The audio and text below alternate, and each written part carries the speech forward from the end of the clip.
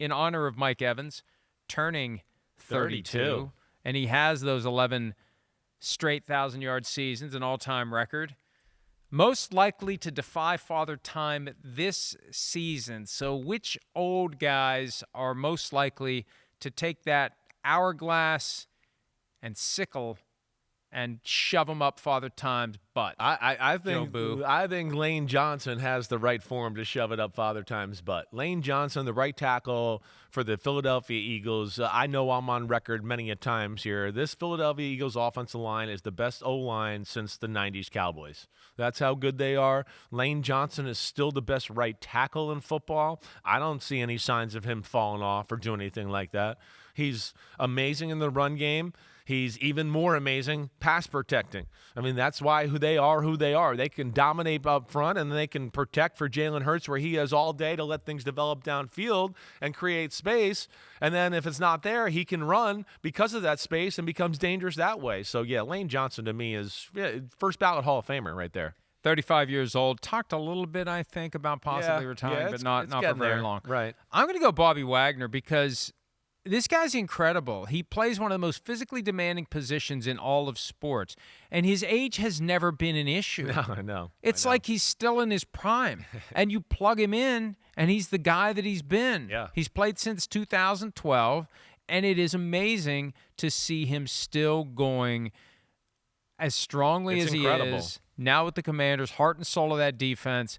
I think we won't even notice that he's 35 this year. He's just going to keep doing his thing. I mean, another first ballot Hall of Famer. Bobby Wagner is a legend. I was watching, the Lions-Commanders divisional playoff game was on NFL Network last night, and I was watching it. It's funny we're talking about Bobby because I was sitting there with my son just going, man, look at Bobby Wagner. Unbelievable that he's still going at this age. He's got a little bit of he's not the same in pass coverage, right? But still smart, physical, does the right things there. An incredible career. It truly is what he's doing. All right.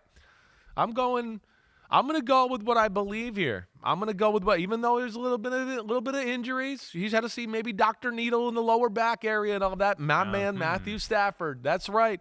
He will be back throwing piss missiles this year, okay? That's I can guarantee it. He's ready to go. I just am such a believer in Matthew Stafford. I think you know that. And then, of course, just the talent around him, the way in which he plays still is at a very high level. He's still one of the 7 or 8 best quarterbacks in the game, no doubt about that.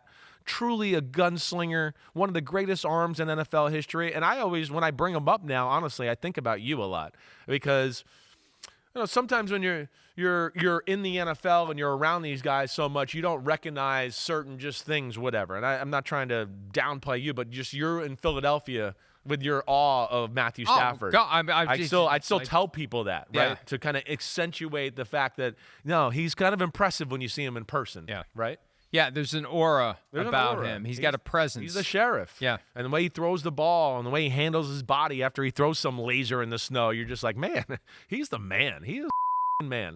Boom. Sorry. Hey, sorry, London. Sorry. Sorry, everyone. Sorry, everybody. Sorry, Mom. Yep. All right, here we go. I don't know where to go from here. I want to say Aaron Rodgers, but I'm not. I don't. You're not totally believing it. I don't. I mean, hell, I'm more likely to say Russell Wilson.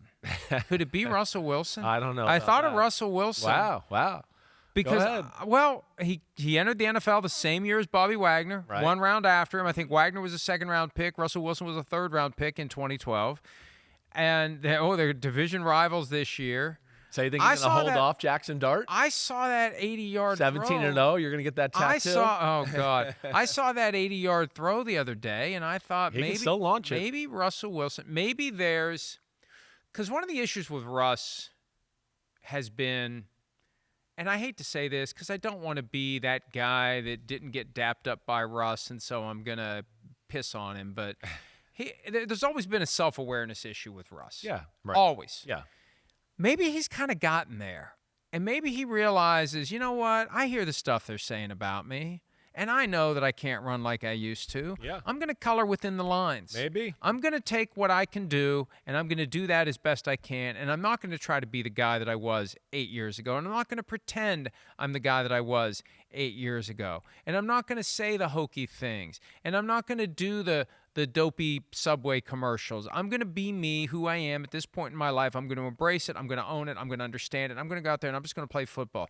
And I think if you accept that, he can be good this year. I hope he does. I mean, he still can throw it. The problem has been Right. he's a guy who's trapped in a body that doesn't do what his body used to do, Right. and he hasn't been able to admit that yet.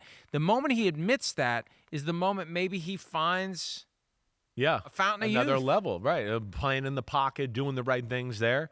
If there's a guy that can, be in this, maybe, hopefully between the things you're saying, he can realize, wait, I got to adjust a few things. And then a guy like Brian Daboll, who is pretty in your face and not afraid to say things, hopefully those are the things that can make Russell Wilson, more dangerous and a better player than we've seen the last 2 years. I'm with you there. So that'll be interesting to see what happens. And the Giants, as we've talked about, can be a pain in the butt and kind of a sneaky talented at receiver, I think better than people realize. So we'll see where it goes here.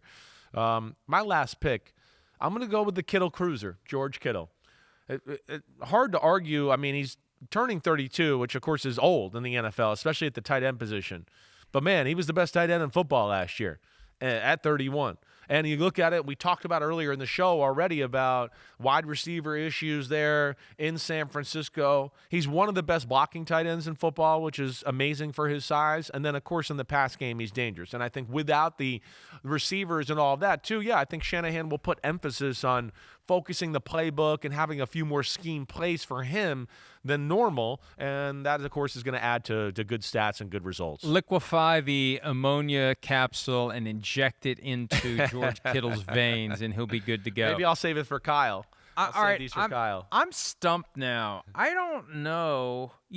I'm going to go off the board again. Okay. And this is a prediction that requires multiple things to land the right way. Starting with a trade. Yeah. To a team that will need him.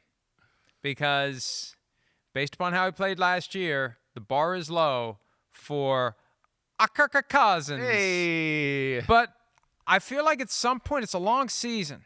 He's going to play somewhere this year.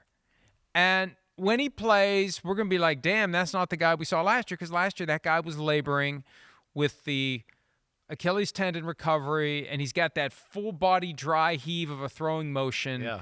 And when he's healthy and he's going to be determined, he's going to be motivated, and he's going to understand any shot I get may be my last one. Also laying the foundation for next year for someone else, because I think he's going to keep playing. I think he'll defy Father Time, because I think we're going to see him at some point, and he's going to play, and we're going to be like, wow. The guy's not the guy that we saw last year, and maybe he's still got some gas in the tank. He loves him. He loves him not. He loves him.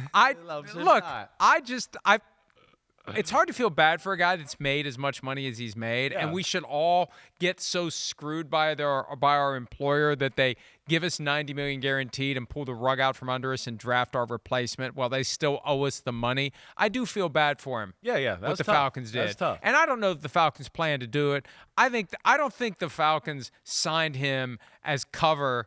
Maybe they did. I don't know. It's diabolical if they did, but I don't think they did. No. I don't think they meant to do it. I think they fell in love with Michael Penix Jr. Right. And the heart wants what the heart wants, right. And that's that. Right. No, yeah. My problem with the issue was that they should have known about Michael Penix before they signed Kirk Cousins, right? I don't think they intended to that. I don't think. But that's the alternate universe. Yeah. If they don't sign him, right.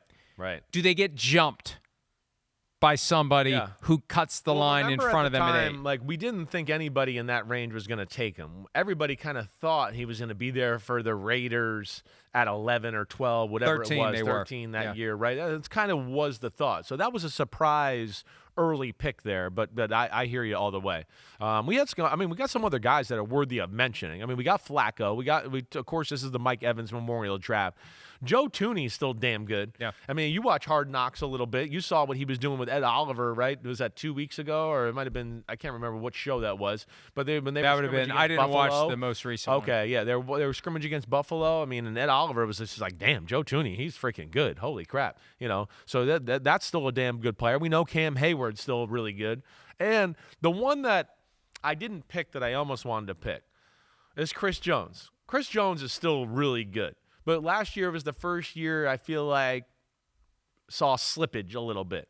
I'm interested to see maybe if he was satisfied with his play last year to where this year he comes back with a vengeance and dominates like, we're used to seeing him do. And, we view Derrick Henry as ageless and timeless and a guy who's going to be able to play forever. I mean, he is a big guy, and at some point he's going to wear down, but he showed no signs of it last year. He's going to be 31 this year, which, 31 is the new and old 62 for running backs in the NFL. I don't care what kind of shape you keep yourself in. There's a point where your body just says, I've had enough. Yeah, no, and it's think incredible. Of all the wear and tear he had at Alabama, where they beat the hell out of those guys. He's been a guy that early in his career he was splitting time with like DeMarco Murray, wasn't the other guy at first in Tennessee, but he's had a lot of work and he's had a lot of wear and tear, but he's still going strong. Hi, it's Mike Florio. Thanks for watching PFT on YouTube. Hit subscribe for the latest news and analysis from Pro Football Talk.